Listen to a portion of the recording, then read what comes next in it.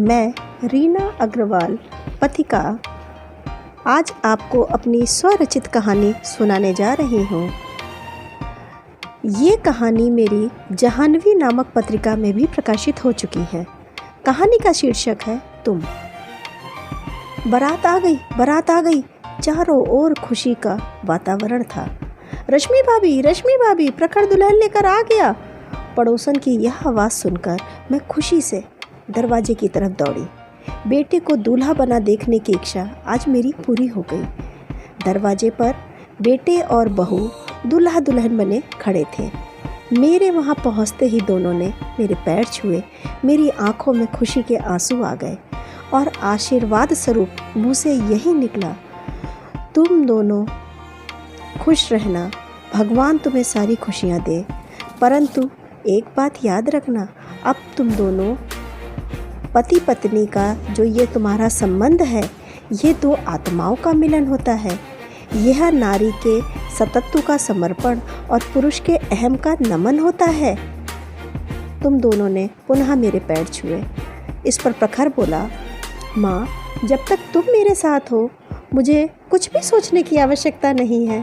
हमें तो बस तुम्हारा आशीर्वाद चाहिए। बेटे बहू की आरती उतारकर मैंने उन्हें घर में प्रवेश कराया। चारों तरफ खुशी का वातावरण था। सारी रस्में पूरी करते करते कब रात हो गई पता ही नहीं चला। बेटे बहू को उनके सुहाग कक्ष में भेजकर मैं अपने कमरे में आ गई। शरीर थककर चूर हो रहा था, परंतु नींद आँखों से कोसों दूर थी। वजह क्या थी मुझे पता था, और ये भी मुझे पता था कि जब तक मेरी सीने में जो दफनाई यादें हैं उनको नहीं को दे दूँगी, तब तक मुझे शांति नहीं मिलेगी। मुझे वह दिन भी याद आ रहा था जब मैं पहली बार तुमसे मिली थी। पहली बार में ही तुम मुझे अपने से लगे थे, परंतु फिर भी मैं तुमसे एक दूरी बनाए हुई थी, क्योंकि मेरा विश्वास था कि प्रेम विवाह में परिणत होना अत्यावश्यक है। मैं यही जानती थी कि प्रेम मनुष्य के किसी कार्य में सहायता नहीं पहुंचाता है, विघ्न बहुत करता है। परंतु तुम मुझे प्रभावित करने का बहुत कोशिश करते रहते थे। अंततोगत्वा तुम सफल हुए, मैं हार गई। मैंने तुम्हारे प्रेम को स्वीकार करते हुए तुमसे प्रथम बार ही पूछा, क्या हमारा प्रेम विवाह में परिणत होगा? मुझे अपने माता पिता पर पूरा भरोसा है, वो हमारे हक में ही फैसला देंगे। तुमने पूर्ण विश्वास के लहजे में ये बात कही। तुम्हारी इस बात पर हमारे प्रेम की पेंगे बढ़ने लगी। मैं नहीं जानती थी तुमने सच कहा था या तुम मुझसे छल कर रहे थे, लेकिन मैं तुम्हारे प्रेम में दीवानी हो चुकी थी। मुझे तुम्हारे सिवा कुछ नहीं सूझ रहा था। कुछ समय के अंतराल पर ही तुमने अपनी असमर्थता जतानी शुरू कर दी, परंतु तुम अपनी वाकुपटुता से मुझे अपने में बांधे रहते थे और मैं तुम्हारे छलावे में छलती रहती थी, क्योंकि मैं तुमसे बहुत प्रेम करती थी। मैं तुम्हारे प्यार में हिम्मत बल देखा करती थी, परंतु अब मुझे उसमें कायरता नज़र आने लगी। मैंने तुमसे कई बार कहा कि स्त्रियां स्वयं कोमल प्रवृत्ति की, सरल स्वभाव की होती हैं, लेकिन वे पुरुषों में कोमलता और कायरता बर्दाश्त नहीं कर पाती हैं। तुम मेरी इस बात पर नाराज़ हो जाते और यही कहते कि तुम बहुत हिम्मती हो। मैं चुप हो जाती। तुम सदैव भाग्य को ही दोष देते और मैं भाग्य के सहारे बैठने वालों में से नहीं थी। यही बिंदु था जो मेरे और तुम्हारे विचारों से मेल नहीं खाता था। तुम भाग्य के सहारे थे, मैं कर्म के सहारे थी, लेकिन फिर भी प्यार के वशीभूत होकर मैं तुमसे मिलती रही, बात करती रही। फिर अचानक एक दिन पता चला तुम्हारी शादी तय हो गई। मुझे समझ नहीं आया यह तुम्हारी कायरता का उदाहरण या छल का। मैं तुमसे अलग होना चाहती थी, परंतु तुम सदैव की भांति मुझे आश्वासन के जाल में फंसा लेते और मैं जैसे जलबिन मछली जीवित नहीं रहती, यह सोचकर उसमें फंसती जा रही थी। वास्तव में यह मनुष्य की कमजोरी है कि वह जब प्रलोभन के जाल में फंसता है ना, तो बहुत से मधुर किंतु काल्पनिक रूप देखने लगता है। वह ऐसे कामों में आगे बढ़ जाता है जो उसकी शक्ति के बाहर होते हैं और बाद में दुख पाता है, क्योंकि वह ऐसी परिस्थिति में फंस जाता है जिसका वह प्रतिकार करना उसके लिए असंभव हो जाता है। मैं जानती थी मैं पतन की राह पर जा रही हूँ, परंतु दिल के हाथ मजबूर थी। एक दिन तुमने भावावेश में मुझसे कहा, रश्मि, हमारी राहें अलग हैं। यह दुनिया हमें अलग कर भी दे तो क्या, मैं सिर्फ तुम्हारा हूँ और मेरा शरीर तुम्हारा है। जीवन पर्यंत मैं तुम्हारा रहूँगा। मैं तुम्हारे सिवा किसी को स्पर्श भी नहीं करूँगा। मुझे तुम्हारी इस बात पर बहुत प्यार आया। मुझे लगा तुम मुझसे कितना प्रेम करते हो, परंतु यकीन नहीं हुआ। अतः मैंने तुरंत ही कहा, कमल, अपने शब्द वापस ले लो, यह संभव नहीं है। कमल, देखो, विवाहित होने पर नर और नारी सिर्फ नर और नारी नहीं रहते, पति पत्नी हो जाते हैं। फिर वे एक साथ रहें या अलग अलग, वे अपने पतित्व और पत्नित्व को नर और नारी से पृथक नहीं कर पाते। शायद तुम्हें मेरी बातों में सत्यता नजर आई और तुम मेरे आदर्शों को जानते थे, अतः तुम मुस्कुरा दिए और मौन हो गए। ये तुम्हारे छल का पहला उदाहरण था। इतना सब सोचते सोचते मैंने करवट ली। मेरी थकान कम नहीं हो रही थी, आज बहुत बेचैनी हो रही थी। कुछ देर इधर उधर टहलने के बाद फिर आकर लेट गई तो पुनः तुम्हारी यादों ने घेर लिया। एक दिन तुम्हारी शादी हो गई।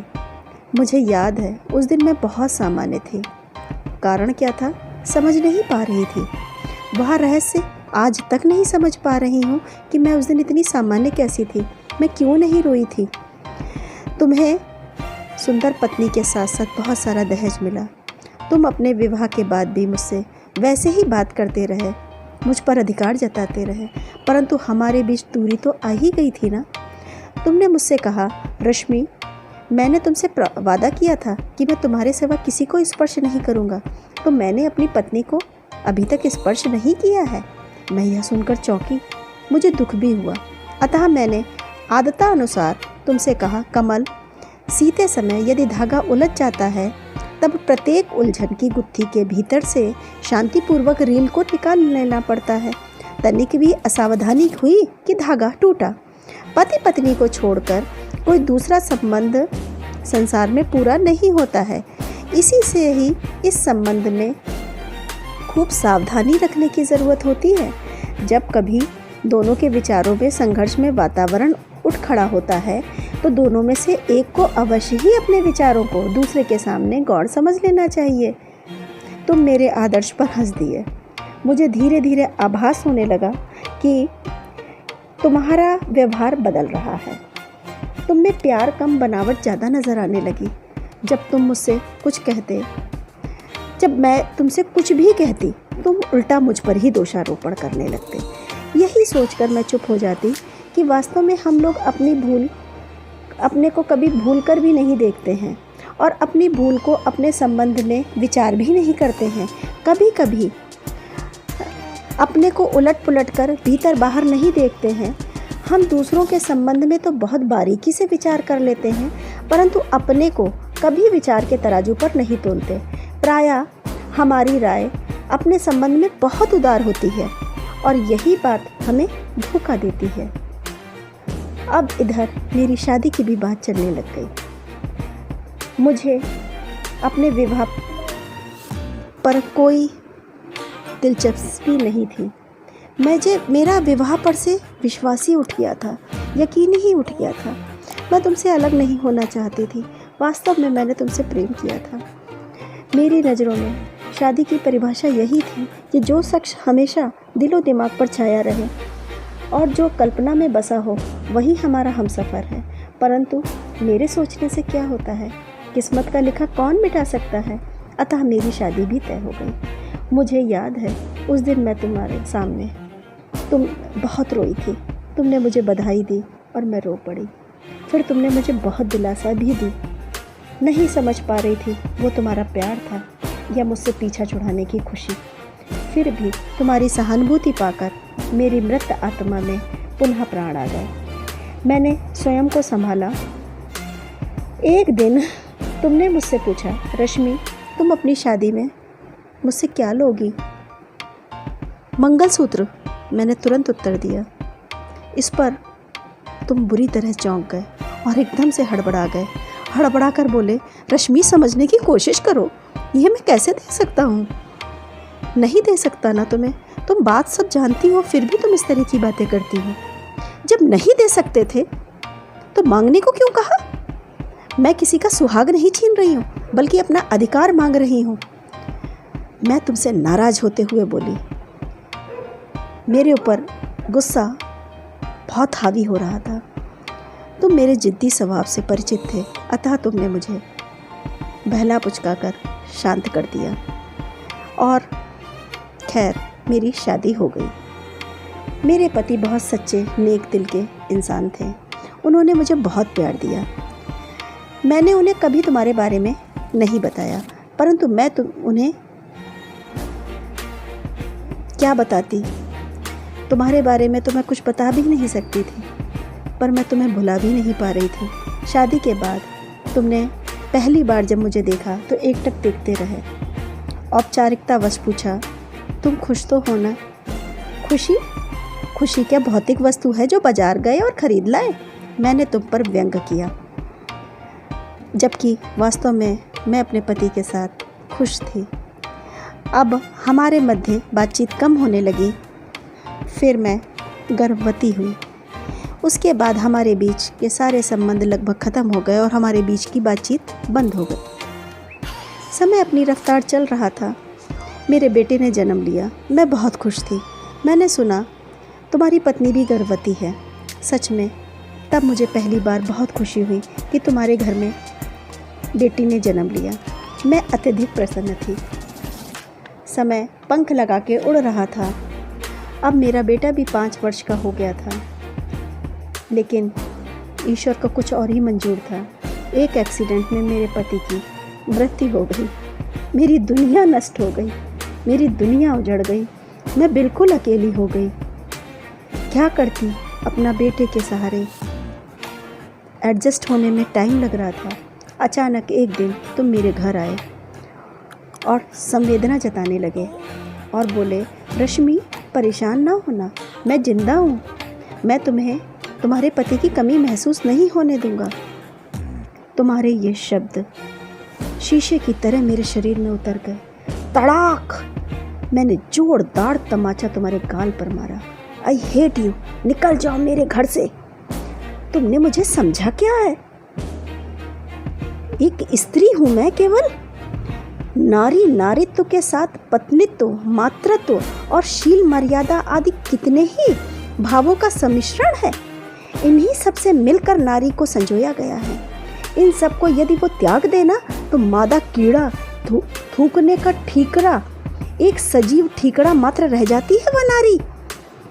तुमने कितना गंदा बोला आज के बाद मुझे अपनी शक्ल मत दिखाना। निकल जाओ इस घर से। इन सब बातों से मैं ग्लानि से भरी जा रही थी। मैंने संकल्प कर लिया, अब मेरी दुनिया मेरा परिवार है। तुम बार बार मुझसे बात करने का प्रयास करते, परंतु मैं तुमसे नफरत करती थी। इतनी नफरत तो शायद मैंने कभी किसी से नहीं की थी। मैं अपना समय अपने बेटे की परवरिश, अपना लेखन कार्य और अध्यापन कार्य में व्यतीत करने लगी। काल चक्र का जब पहिया घूमता है तो बहुत सुखद और दुखद स्वप्न दिखाता है। शायद तुम्हारे दुष्कर्मों का प्रभाव तुम्हारे घर पर भी पड़ा। एक दिन तुम्हारे घर में एक घटना हुई। तुम्हारी बेटी का हाथ एक एक्सीडेंट में कलाई के पास से कट गया। जब मैंने जाना तो मुझे बहुत दुख हुआ, परंतु मैं तुमसे इतनी नफरत करती थी कि मैं तुम्हारे घर में सहानुभूति जताने नहीं गई, लेकिन मुझे दुख बहुत हुआ। खैर, मेरा बेटा प्रखर बड़ा हो गया, उसकी नौकरी भी लग गई। बहुत खुश थी, बहुत प्रसन्न थी कि आज मेरी जिम्मेदारी पूरी हो रही है। बस अब इसकी शादी और हो जाए तो मैं निश्चिंत हो जाऊं। एक दिन प्रखर खुद बोला कि मैं प्रज्ञा से प्यार करता हूं, मैं उससे शादी करना चाहता हूँ। मैंने सहमति दे दी, पर किस्मत कभी कभी ऐसे मोड़ पर लाके खड़ी कर देती है कि पूछो मत। प्रज्ञा तुम्हारी बेटी निकली। अरे भाग्य का कैसा खेल है, कैसा घिनौना खेल है। फिर वो तुम मेरे सामने आओगे? नहीं, ऐसा नहीं होगा। क्या करूं मैं? प्रखर की खुशी है कि मेरी नफ़रत। आखिर प्रखर की खुशी जीती। फिर मैंने एक और बात कही कि प्रखर बेटा, प्रज्ञा के हाथ नहीं, कलाई नहीं है, हाथ में डिफेक्ट है। इस बात पर प्रखर बहुत तेज गुस्सा होकर मुझसे बोला, माँ कैसी बात करती हो तुम? इतने आदर्शों की बात करती हो, आज तुम्हें क्या हो गया है? इसमें प्रज्ञा की क्या गलती है? क्या खूबसूरती सिर्फ रंग, बदन, यौवन तक ही सीमित होती है? सुंदरता तो इन सबसे परे कोई एक ऐसी वस्तु होती है जिसे देखने परखने के लिए अंतर्दृष्टि की ज़रूरत नहीं होती है। आखिर प्रखर ने मेरे ही आदर्शों को चुनौती दे दी।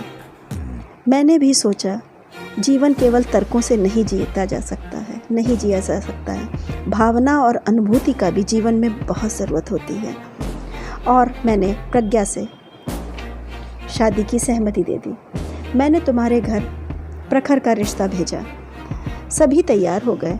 आखिर प्रखर जैसा प्यारा सा बेटा दामाद के रूप में उन्हें मिल रहा था। परंतु मैंने क्या देखा कि तुम्हारे घर में इतनी जल्दबाजी थी कि अगले दिन ही सुबह मैं कॉलेज जाने के लिए तैयार हो रही थी कि तुम अकेले ही मेरे घर शगुन लेकर आ गए।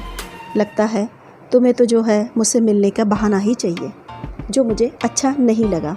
शगुन कभी अकेले नहीं लाया जाता है, पत्नी के साथ आया जाता है। लेकिन फिर भी बेटे का शगुन था, बेटे के विवाह का शगुन था। मैंने खुशी खुशी रख लिया, परंतु साथ ही मैंने एक शर्त रखी। कमल, मैं प्रज्ञा को अपनी बहू मान चुकी हूँ, परंतु मैं ये चाहती हूँ कि आप कभी मेरे दरवाजे ना आए। आपके सारे कार्य आपकी पत्नी करे। मैं नहीं चाहती कि मैं आपकी सूरत बार बार देखूं। परंतु रश्मि, ऐसा कैसे हो सकता है? अब ये संभव नहीं है। अब तो हम समधी समधन बन गए हैं और अब तो हमारा मजाक का भी रिश्ता हो गया है। तुम बेबाकी से बोले। कमल, बहुत नीच इंसान हो तुम, बहुत स्वार्थी इंसान हो तुम, साथ ही बहुत खोखले इंसान हो। तुमने अनगिनत दुख दिए हैं मुझे। मैं चाहती तो इन सब से बदला ले सकती थी, परंतु तुम प्रेम को क्या जानो। खैर, मेरी यदि यही शर्त मंजूर है तो रिश्ता मंजूर है, वरना मैं रिश्ता ये मंजूर नहीं करूँगी। मैं गुस्से में तिल बोली। तुमने मजबूरन हामी भरी और चले गए, हमेशा हमेशा के लिए। बीती बातें सोचते सोचते कब भोर हो गई पता नहीं चला।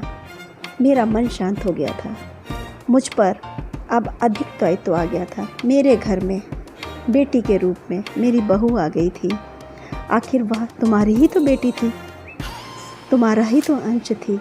मैं उसे कभी कैसे दुख देती, कभी नहीं दे सकती थी। ये सोच के कि अभी तक मेरे पास एक बेटा था, अब बेटी आ गई है, उसकी भी जिम्मेदारी मुझे उठानी है।